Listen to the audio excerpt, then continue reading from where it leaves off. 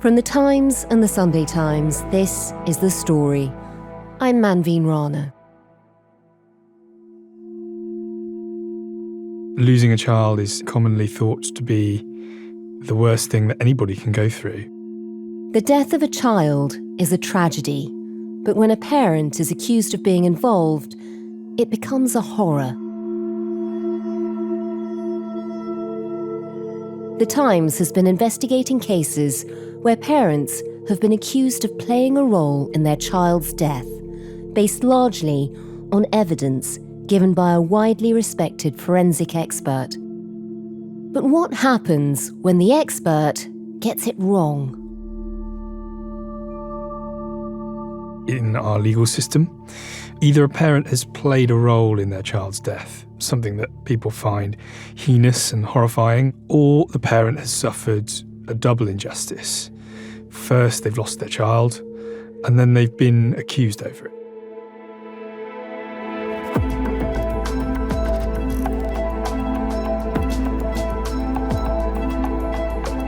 The story today, an exclusive Times investigation, the forensics expert, and the parents accused of murder.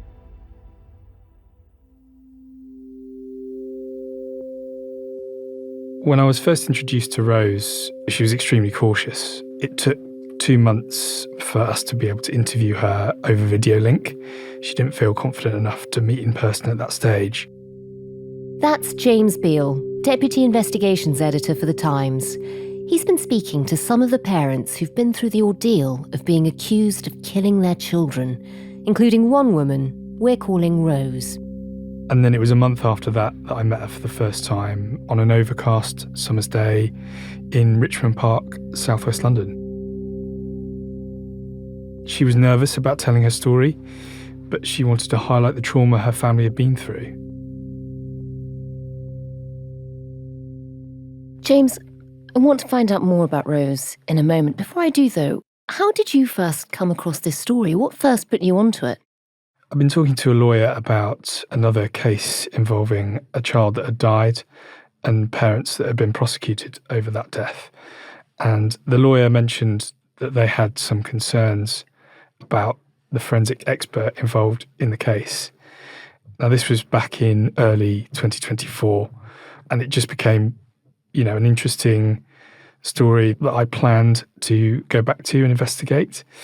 But inevitably, it got pushed to the back of other things I had to do. But it was only in November of last year that the expert cropped up in another case, and the case collapsed. And I thought this is something that's worth looking into.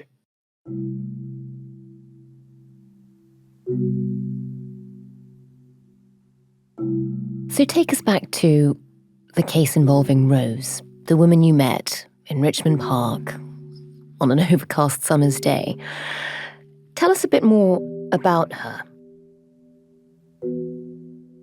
Rose is a very normal, down-to-earth, busy mum. In 2022, she had 3 children, 1 younger child and 2 elder children, who she obviously dotes over. And she lived with her partner in a small 1-bedroom flat in London. She said her youngest daughter loved her toys, especially her trains, would create mischief with her older sister, and she would also dotingly follow around her older brother everywhere. Rose sounds like a very normal, very caring mother. Tell us when things suddenly unravelled. In June 2022, she woke up one morning. She went into her children's bedroom. All 3 children were in 1 bedroom on a bunk bed, and she saw her daughter in an unusual sleeping position up against the ladder of the bunk bed. She assumed her daughter was asleep. She said that she's got pictures of all her children sleeping in funny positions. So the first thing she did was get her phone and take a picture of her daughter. How old was her daughter at the time? Her daughter was 21 months old. A few seconds later, she realised that her daughter wasn't asleep and was in fact unconscious and not breathing after her neck had become entangled in a scarf that was tied to the bunk bed.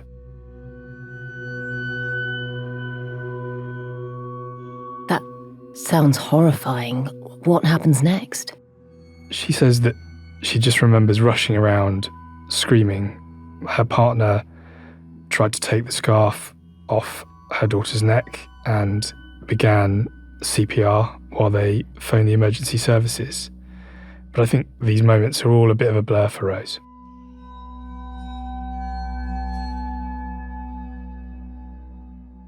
The emergency services arrive. What happens? They take over the CPR procedures, and there's about a 90-minute effort to save her daughter's life. But later in hospital, Rose is told that her daughter has died.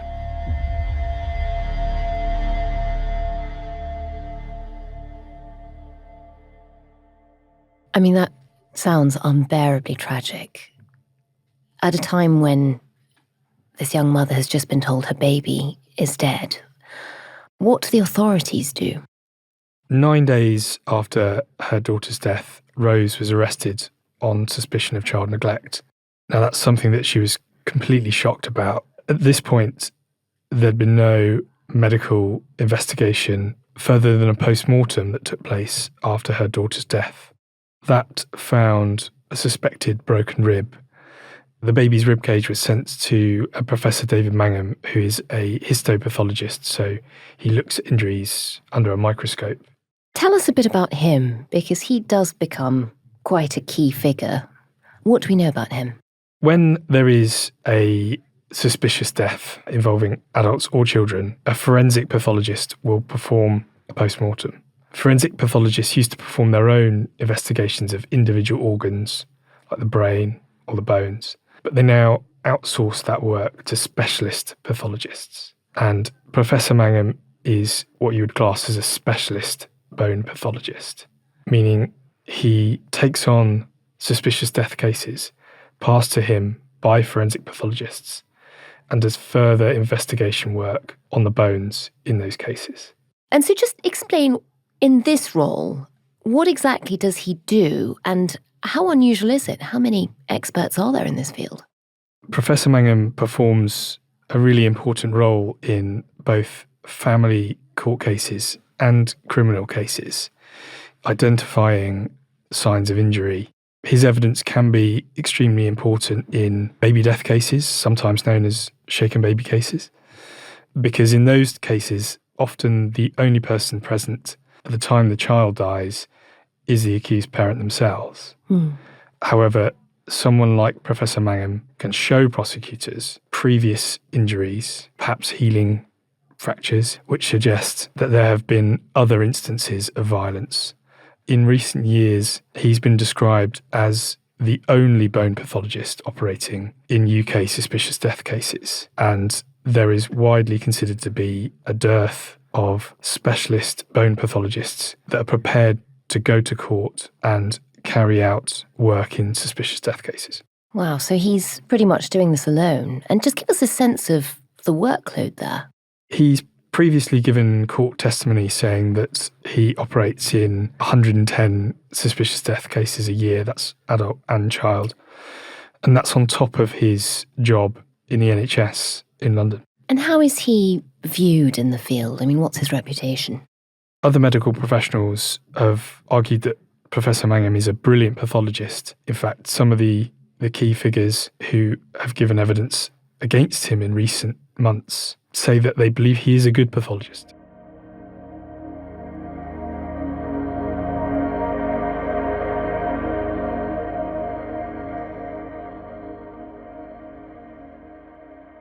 So, James, take us back to the tragic case of Rose and her daughter. We have this position where Rose's daughter, after her death, her rib cage, there is something suspicious there. The whole of the rib cage has been sent to Dr. Mangum, this expert. What does he find? Professor Mangum's report identified 24 rib fractures on Rose's daughter, including 9 partial fractures, which he dated as occurring shortly before death, but he said were not representative of CPR injuries. The 15 other fractures, he said, dated to 3 to 7 days before death. So he saw 2 instances where rib fractures had been caused and suggested that they were both non-accidental injuries. So some of those rib fractures have happened just before the death, and the others are older, and he thinks they're both suspicious. Yeah. That would imply that Rose's daughter's death was not accidental. What do the authorities do? Rose was stunned to be questioned by police over her daughter's rib fractures. In fact, for months, Rose believed that Professor Mangum might have actually examined the wrong rib cage, so not her daughter's bones. What's happening to Rose? Is there a procedure against her at this stage? Rose, at this stage, had been arrested on suspicion of child neglect, but nothing further. But she felt like she was being accused of causing these injuries, and she was questioned about them by the police. Rose spent a lot of time Googling everyone involved in the case. She saw it as a coping mechanism. And through Googling Professor Mangum's name, she discovered that he was involved in a criminal trial against another mother, Laura Langley. Tell us about that case. This case involved a mum in Blackpool called Laura Langley in 2020. She had called 999 in the early hours of the morning to report her daughter Edith had stopped breathing, and Edith later died in hospital.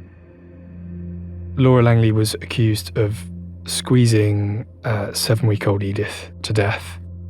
She was charged after Professor Mangum identified 33 rib fractures on Edith's body, including 30 that he dated shortly before death and 3 as older fractures.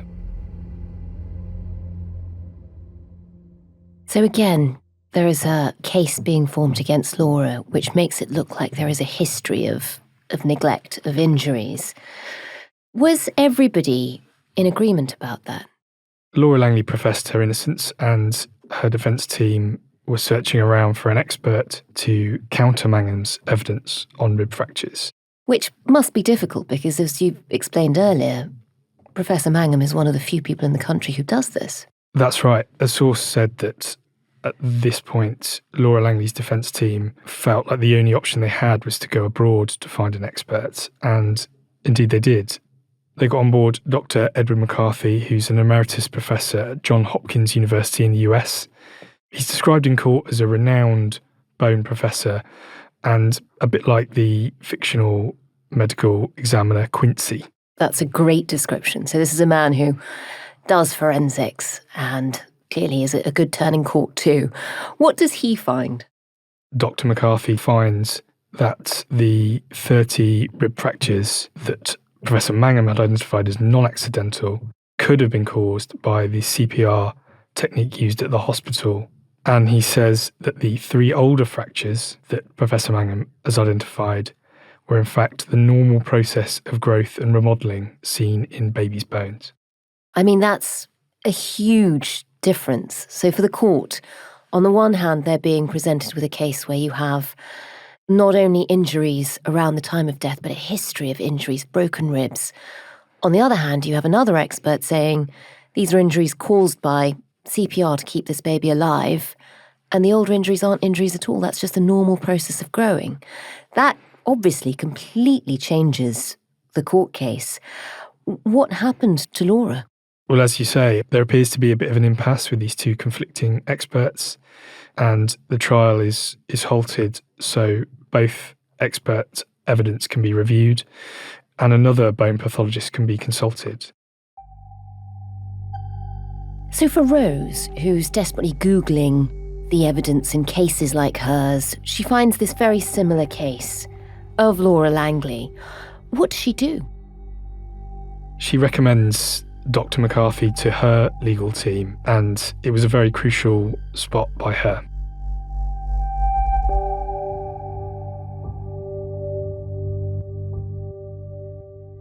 James, you've been telling us about the story of Rose, whose 21-month-old daughter died tragically in 2022.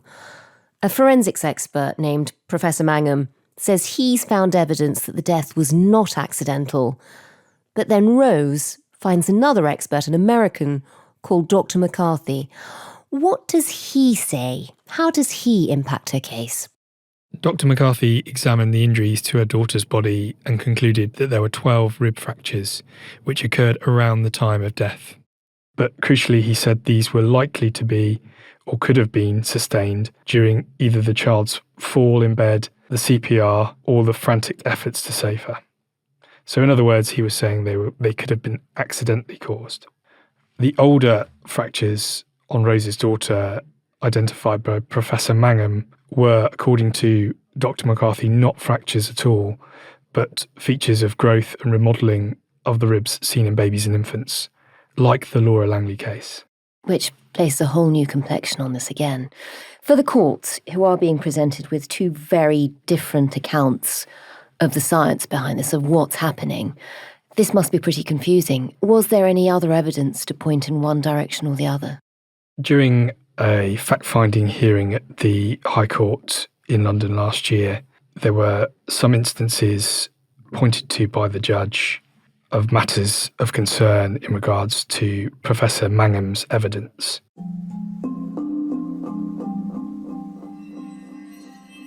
One of which was the fact that he did concede during that hearing that some of the more recent rib fractures he identified on Rose's daughter could have been caused by CPR. He was asked why there was no reference to that in his medical report, and Professor Mangum said, well, I'd focused on whether all of the 24 rib fractures I'd identified had been caused by CPR, not just some of them. And the judge later said that it was a grave error which spoke of his closed mind to an accidental cause for these injuries. And with Professor Mangum, there was actually a history of cases being questioned.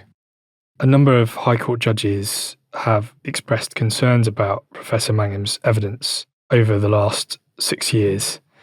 In 2019, he identified 5 rib fractures on a 4-month-old boy found lifeless in his cot, and he concluded that, absent of a plausible explanation, they were due to non-accidental injury.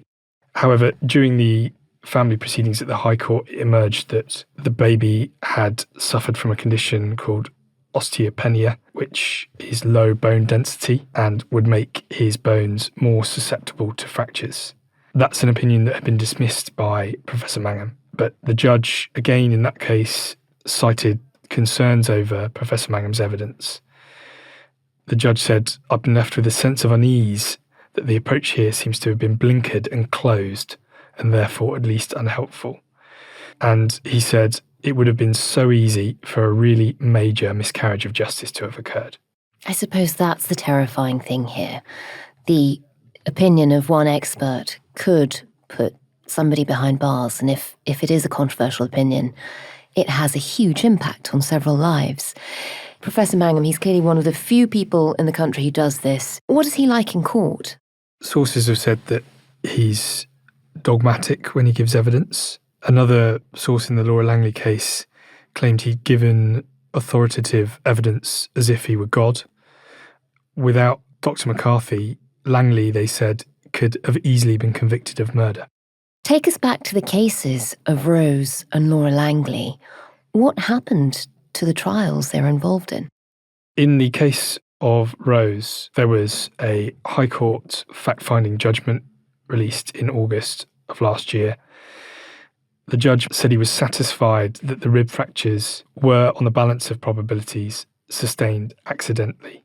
He was critical of Professor Mangum's evidence, despite noting, again, that Professor Mangum was highly respected and hugely experienced. He said, I was left with a very real sense of an expert who was overburdened with work, who had thus made errors in his examination of the forensic material, and who had closed his mind to possible or probable accidental causes for the injuries identified. His comments exonerated Rose and her partner in the family case, and in fact the judge praised Rose and her partner for their fortitude and their dignity. He called them loving and caring parents and said there was no evidence, aside from the disputed medical evidence, to suggest that their daughter had been ill-treated. It must have been a relief for them. What about Laura Langley? 3 months after the judgment in Rose's case, the murder case against Laura Langley collapsed at Preston Crown Court.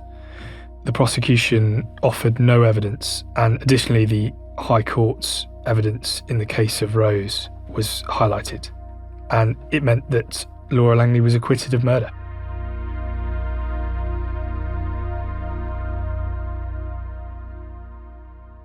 So you have two cases there of mothers going through incredibly difficult trials where, according to the judge, there could have been a terrible miscarriage of justice based on this expert testimony. James, you've looked into both of these cases. You've looked at some of the other work Professor Mangum has done. Where do you think things have gone wrong? Clearly, there have been concerns about Professor Mangum's workload. In fact, back in 2022, one of the most senior High Court judges highlighted a backlog of his cases, which were leading to delays in the preparation of post-mortem reports in child suspicious death cases. The court heard that he was taking up to 8 months to get his reports to the forensic pathologist, and delays were having a profound impact on the criminal and family proceedings. And 8 months is a long time for a trial to be on hold. It is a long time. So there is a sense, everybody says he's a very brilliant pathologist, but he is clearly swamped. He's the only one doing a lot of this work. There's a huge backlog. There's also that criticism that Professor McCarthy levelled at the system and the way it pays for expertise. I mean, just tell us a bit about that. What's the alternative? How do they do it in America? In years gone by, forensic pathologists would do a lot of this work themselves. Other experts, particularly Dr. McCarthy in America, think that the police should not be paying specialist pathologists like Professor Mangum to carry out this work. Professor McCarthy says that it risks, in his opinion, unconscious bias towards the prosecution in these cases.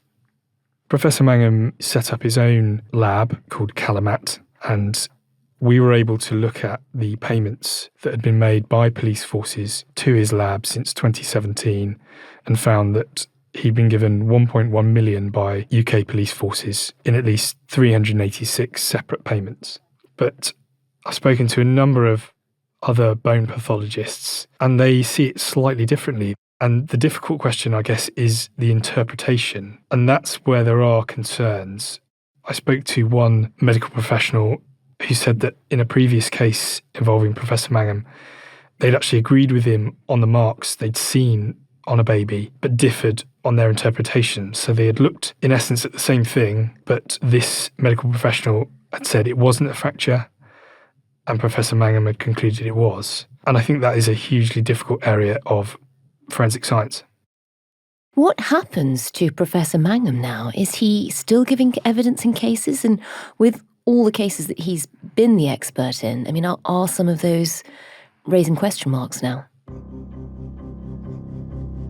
Professor Mangum is currently the subject of a General Medical Council inquiry. He self-referred to the GMC following the High Court decision in Rose's case. It's understood that he's not taking on any new suspicious death cases currently, but the lawyer in the Laura Langley case is calling for all his previous cases to be revisited by the Crown Prosecution Service.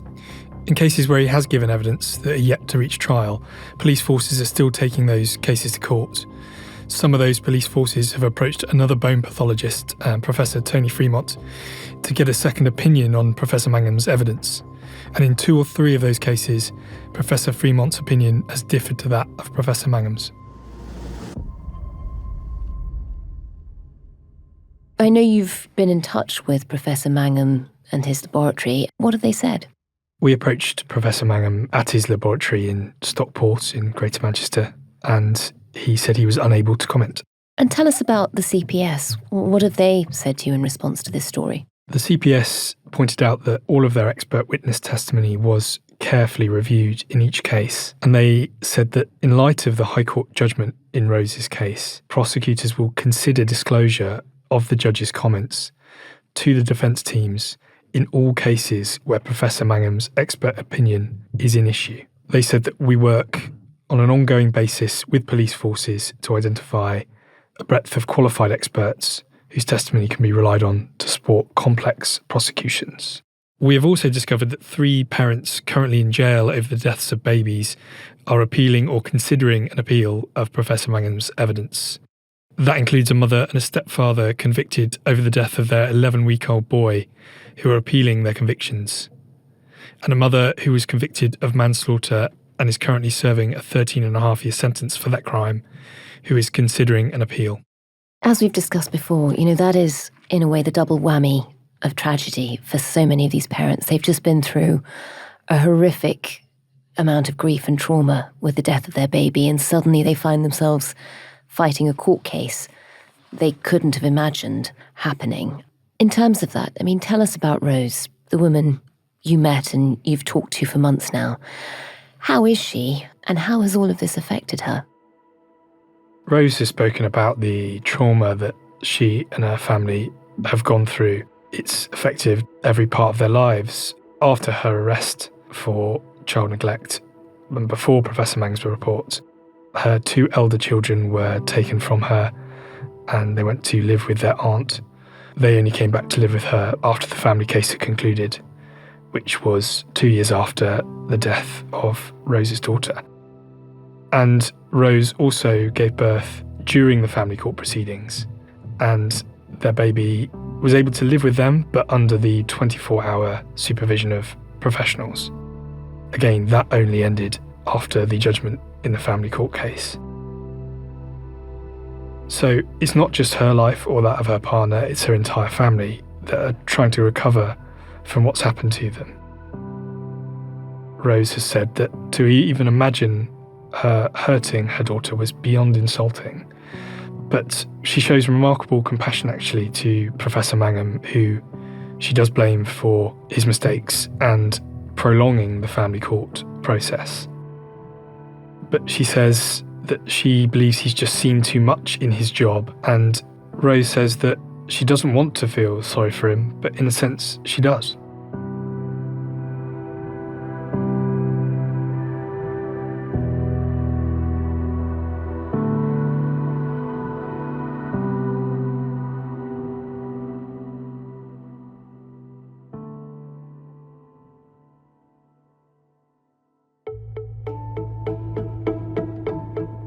That was James Beal, Deputy Investigations Editor for The Times.